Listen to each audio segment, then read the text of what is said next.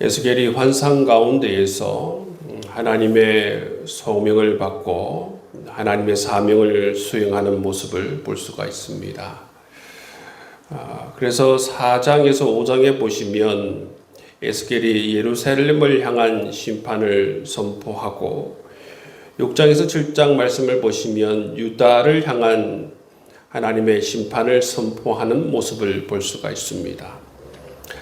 그리고 이제 8장에서 11장 말씀까지는 예루살렘 성전을 향한 심판을 선포하는 그런 모습을 볼 수가 있는데요.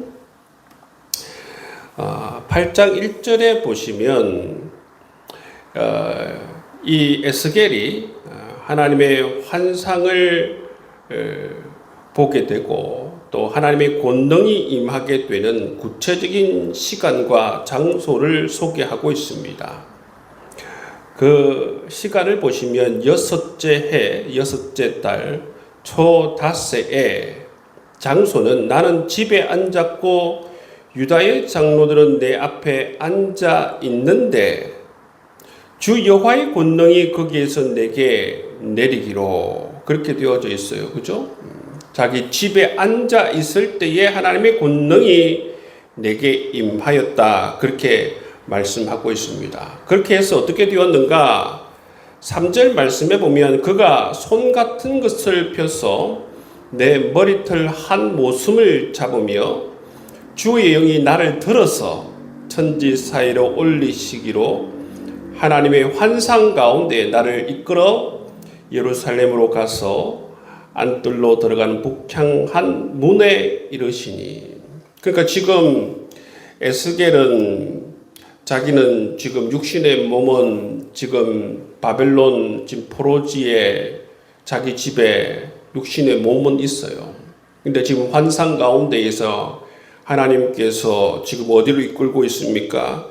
예루살렘 북향한 문으로 지금 이끄시는 모습을 볼 수가 있다는 것이에요.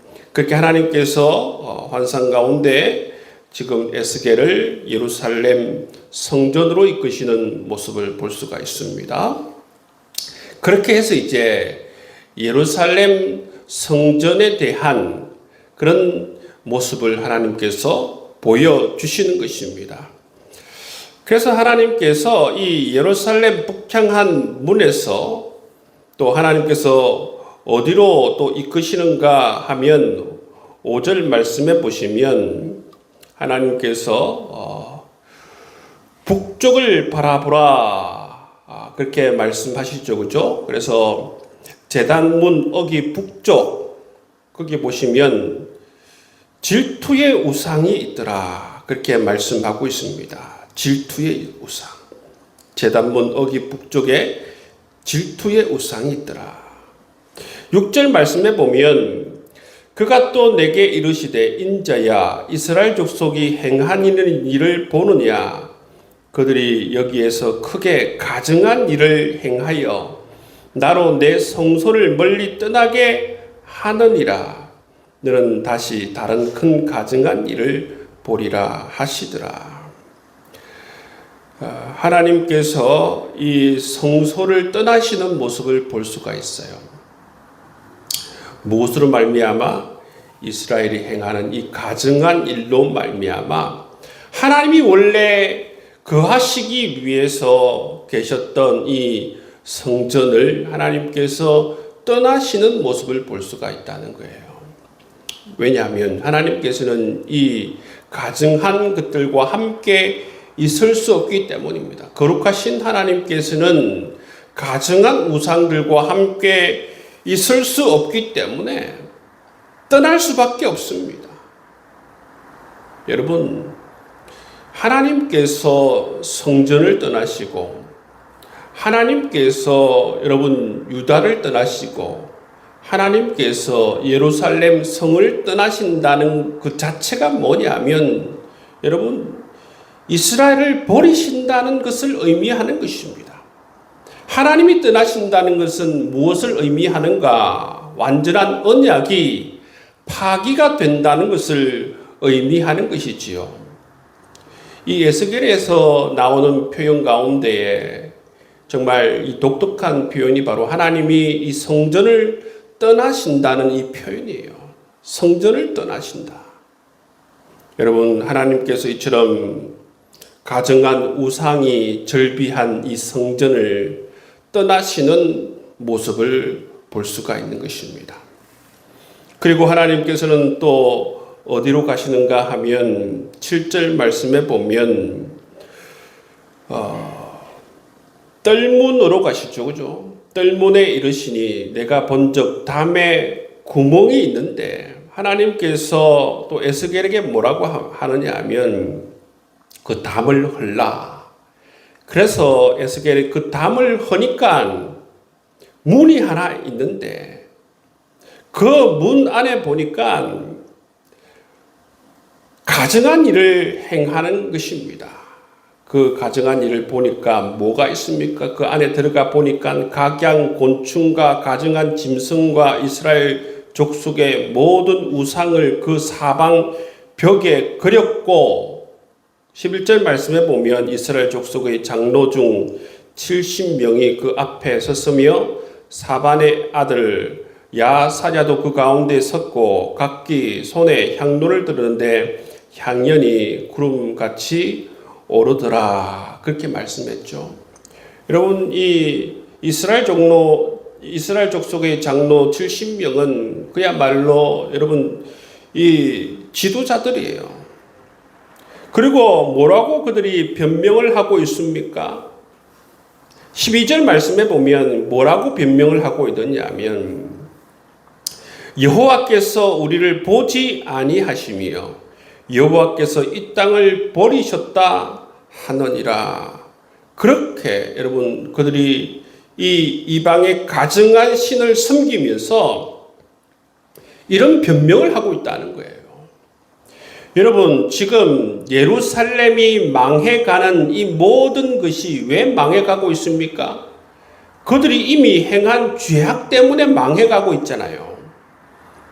그런데 여러분, 그 시대 사람들이 뭐라고 생각했냐면 지금 여러분 이스라엘 왕들도 마찬가지고 그 시대 백성들도 마찬가지고 이처럼 지도자들도 마찬가지고 한결같이 뭐라고 생각했느냐 하면 여호와께서 우리를 버리셨다, 그렇게 생각했어요.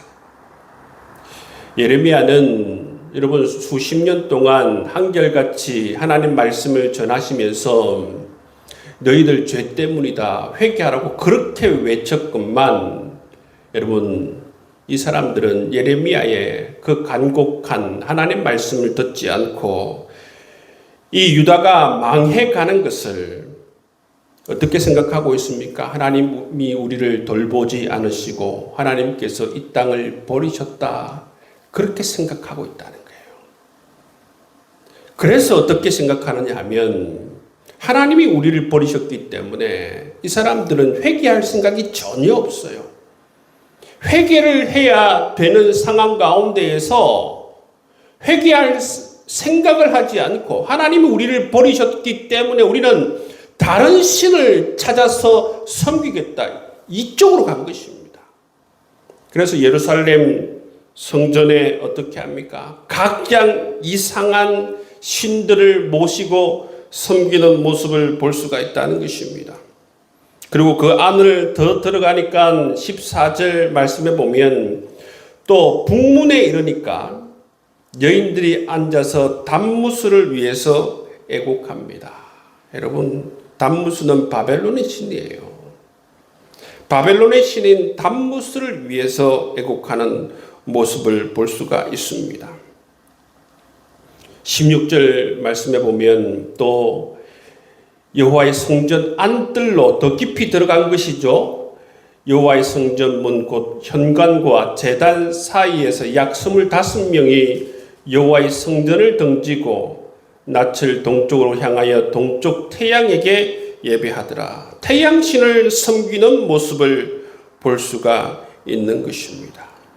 여러분, 이처럼 성전에서 태양신을 섬기고 바벨론신 단무스를 섬기고 사방 벽에 온갖 가정한 그러한 짐승과 곤충을 그려놓고 이러한 것들을 섬기고, 여러분 정말 질투의 우상, 온갖 여러분 이방의 우상들을 하나님이 있어야 할 곳에 여러분 두고서 이것들을 섬기는 유다의 백성들의 모습을 볼 수가 있어요. 하나님은 이곳을 떠나버리시고, 어떻게 여러분 유다 백성들이 이렇게 돼 버렸을까? 자기의 모습을 보지 못한다는 것입니다. 끝내 자기의 모습을 보지 못합니다.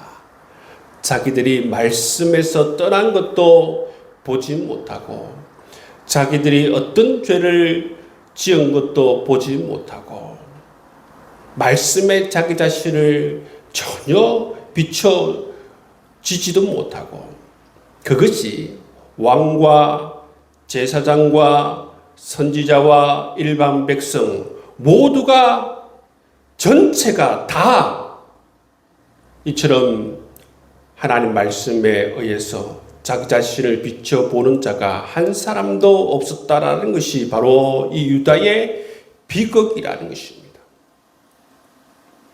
그래서 이처럼 여러분 예루살렘만 죄악으로 가득한 게 아니고 유다만 죄악으로 가득한 게 아니라 가장 내밀하고 엄밀하고 가장 거룩해야 하는 예루살렘 성전, 가장 깊은 곳까지 이처럼 죄악으로 가득 채워져 있는 모습을 볼 수가 있는 것입니다.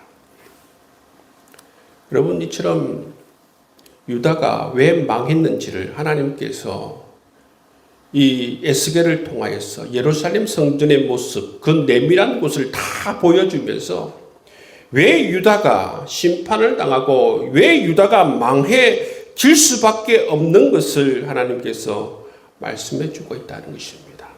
18절 말씀해 보시면 다 보여주시면서 하나님의 결론이에요. 그러므로 나도 말씀하죠, 그죠? 그러므로 나도 분노로 갚아 불쌍히 여기지 아니하며 긍휼을 베풀지도 아니하리니 그들이 큰 소리로 내 귀에 부르짖을지라도 내가 듣지 아니하리라.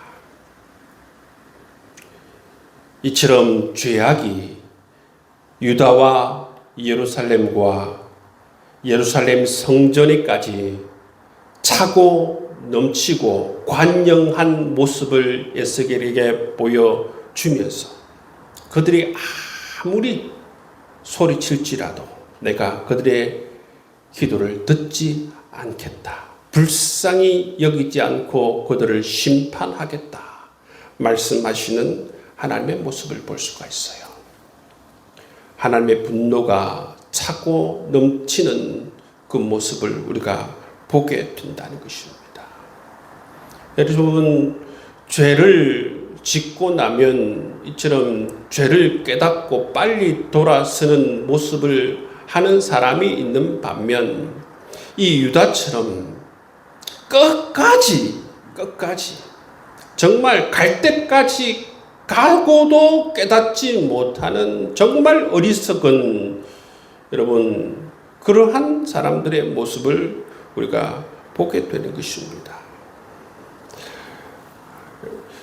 최악의 모습이죠. 어떻게 보면 이 유다의 멸망의 사건들을 보면서 정말 최악이다.